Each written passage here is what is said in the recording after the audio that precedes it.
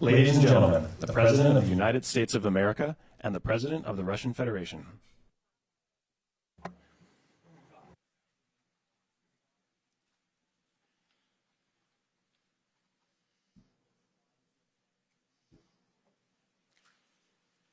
Mr. President, ladies and gentlemen, our negotiations have been held in a constructive atmosphere of mutual respect. We had very thorough negotiations that were quite useful. I would like to thank once again my American counterpart for the proposal to travel out here to Alaska. It only makes sense that we've met here because our countries, though separated by the oceans, are close neighbors. So when we've met, when I came out of the plane and I've said, "Good afternoon, dear neighbor, very good to see you, in good health, and to see you alive." I think that is very neighborly. And I think that's some kind words that we can say to each other.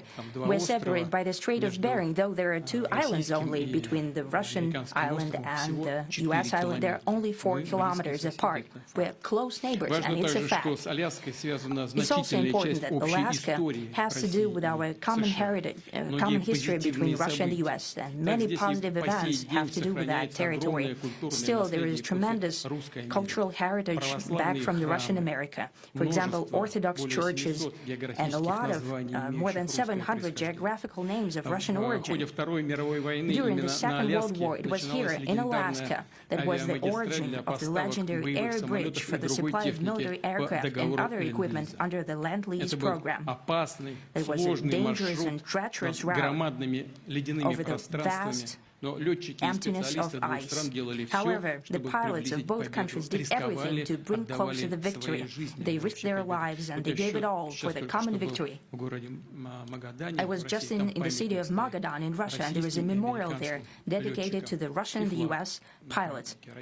And there are 2 flags, the U.S. flag and the Russian flag. And I know that here as well there is such a memorial. There is a military burial place several kilometers away from here. The Soviet pilots that buried there who died during that dangerous mission. We're thankful to the citizens and the government of the U.S. for carefully taking care of their memory. I think that's very worthy and noble.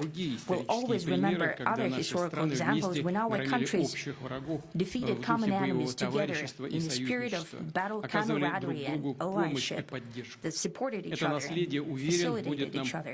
I'm sure that this heritage will help us rebuild and foster mutually beneficial and equal ties at this new stage, even during the hardest conditions. It is known that there have been no summits between Russia and the U.S. for 4 years, and that's a long time. This time was very hard for bilateral relations, and let's be frank, they've fallen to the lowest point since the Cold War. I think that's not benefiting our countries and the world as a whole. It is apparent that sooner or later, we had to amend the situation to move on from the confrontation to dialogue. And in this case, a personal meeting between the heads of state has been long overdue. Naturally, under the condition of serious and painstaking work, this work has been done in general. Me and President Trump had very good direct contact. We've spoken multiple times. We spoke frankly on the phone. And Special Envoy of the President, Mr. Witkoff, traveled out to Russia several times. Our advisors and heads of foreign ministries kept in touch all the time. And you know fully well that one of the central issues was the situation around Ukraine. We see the strive of the administration and President Trump personally to help facilitate the resolution of the Ukrainian conflict. And his strive to get to the crux of the matter, to understand its history, is precious. As I've said, the situation in Ukraine has to do with fundamental threats to our security. Moreover, we've always considered the Ukrainian nation, and I've said it multiple times, a brotherly nation, however strange it may sound in these conditions. We have the same roots, and everything that's happening is a tragedy for us, a terrible wound. Therefore, the country is sincerely interested in putting an end to it. At the same time, we're convinced that in order to make the settlement lasting and long-term, we need to eliminate all the primary roots, the primary causes of that conflict, and we've said it multiple times, to consider all legitimate concerns of Russia and to reinstate a just balance of security in Europe and in the world on the whole. And I agree with President Trump, as he has said today, that naturally the security of Ukraine should be ensured as well. Naturally, we are prepared to work on that. I would like to hope that the agreement that we've reached together will help us bring closer that goal and will pave the path towards peace in Ukraine.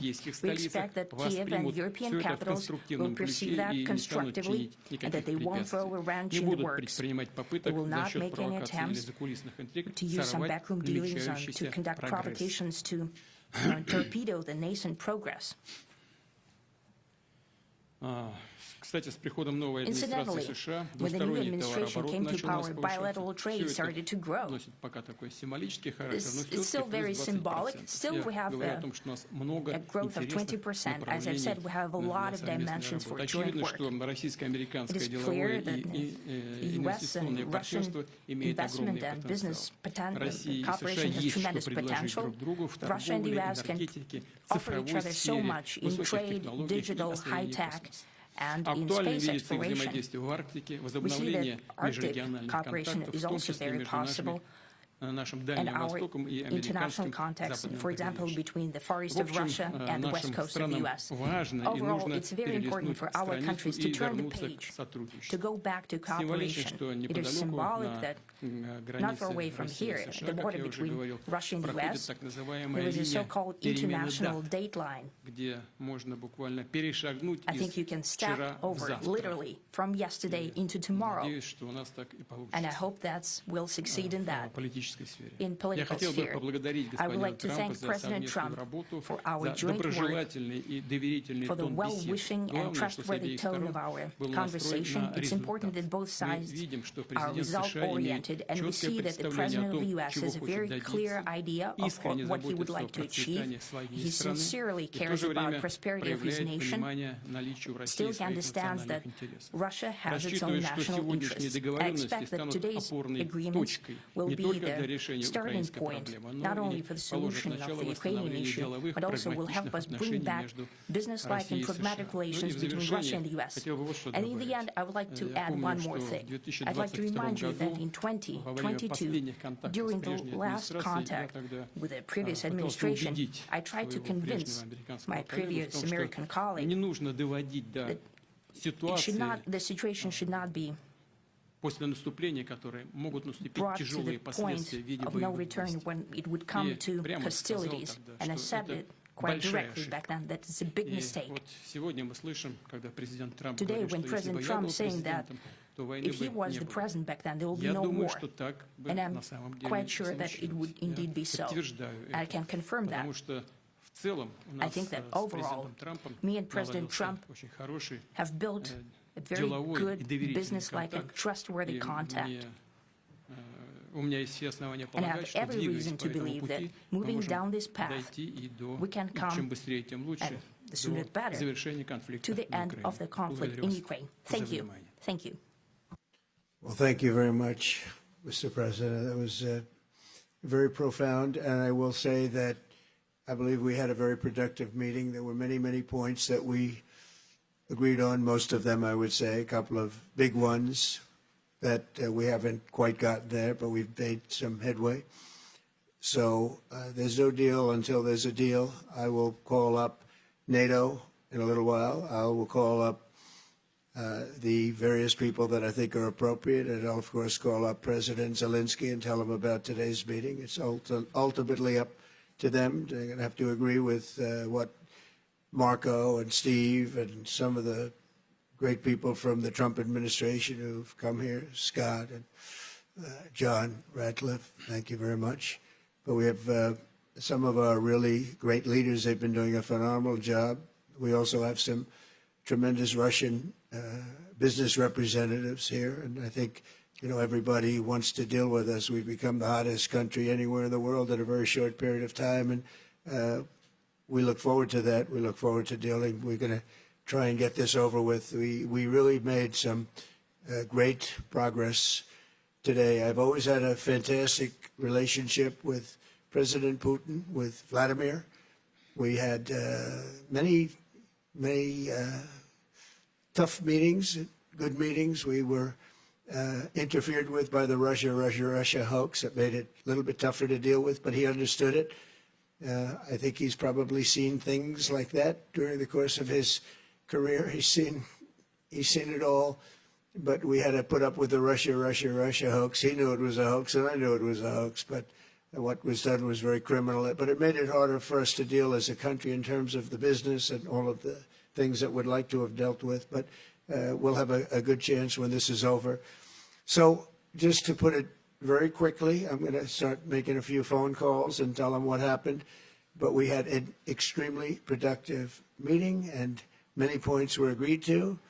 There are just a very few that are left. Some are not that significant. One is probably the most significant, but we have a very good chance of getting there. We didn't get there, but we have a very good chance of getting there. I would like to thank President Putin and his entire team, who I know in many cases, other than that, whose faces I get to see all the time in the newspapers. You're almost as famous as the boss, but especially this one right over here. But we had some good meetings over the years, right? Good, productive meetings over the years, and we hope to have that in the future. But let's do the most productive one right now. We're going to stop really 5, 6, 7,000, thousands of people a week from being killed, and President Putin wants to see that as much as I do. So, again, Mr. President, I'd like to thank you very much, and we'll speak to you very soon and probably see you again very soon. Thank you very much, Vladimir. Next time in Moscow. Oh, that's an interesting one. I don't know. I'll get a little heat on that one, but I could see it possibly happening. Thank you very much, Vladimir. And thank you all. Thank you. Thank you. Thank you so much.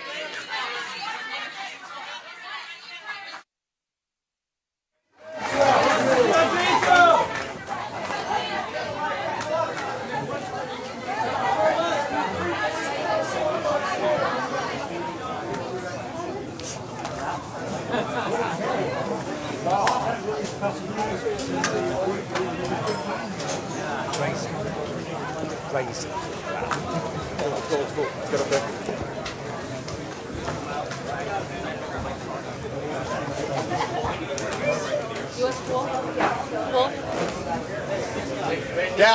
Down, please, sir, down, please, thank you. They are moving the pool. They're rushing the pool out. All the properties in the attic because I can see them all moving.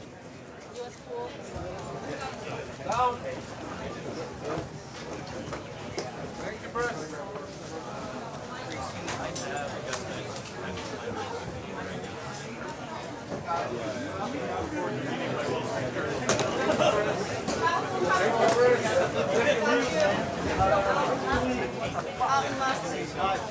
Down. Hannah? Down.